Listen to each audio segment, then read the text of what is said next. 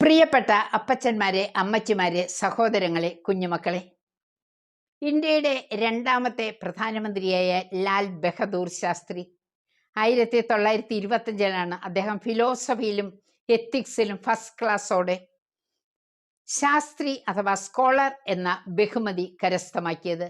ക്രമേണ ആ പേരിൻ്റെ ഭാഗമായി തന്നെ ആ ബഹുമതി മാറി.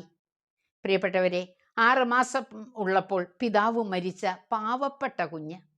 വാഹനങ്ങളില്ലാതിരുന്നതിനാൽ വളരെ ദൂരം നടന്നാണ് അദ്ദേഹം സ്കൂൾ വിദ്യാഭ്യാസം പൂർത്തിയാക്കിയത് തന്നെ. പ്രിയപ്പെട്ടവരെ, വിശുദ്ധ മത്തായിയുടെ സുവിശേഷം 5-ാം അധ്യായം 3-ാം തിരുവചനം, ആത്മാവിൽ ദരിദ്രർ ഭാഗ്യവാന്മാർ.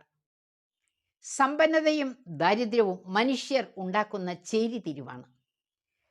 എത്ര സമ്പത്തുണ്ടായാലും നമ്മുടെ ആത്മാവിൽ ദരിദ്ര മനോഭാവം കാത്തു സൂക്ഷിക്കുവാൻ ഈ സന്ദേശം നമ്മെ സഹായിക്കട്ടെ.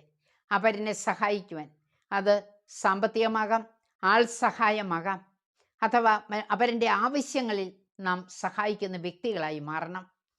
പ്രിയപ്പെട്ടവരെ, ലളിത ജീവിതം നമ്മെ അതിന് യോഗ്യരാക്കും. നമുക്ക് പ്രാർത്ഥിക്കാം. കർത്താവേ, ഈ വചനം ശ്രവിക്കുന്ന എല്ലാവരിലും അഹങ്കാരം വിട്ടുപോകാനും എളിമയുടെ ഒരു ജീവിതത്തിൻ്റെ ഉടമകളാകുവാനും അങ്ങ് തന്നെ മുൻകൈയെടുത്ത് ഞങ്ങളെ നയിക്കണമേ. ഞങ്ങൾക്കല്ല കർത്താവേ, അങ്ങയുടെ മഹത്വത്തിനു വേണ്ടിയുള്ള ഒരു ജീവിതമായി ഞങ്ങളെ രൂപാന്തരപ്പെടുത്തണമേ. നമുക്ക് ദൈവത്തോടൊത്ത് സഞ്ചാരം തുടരാം.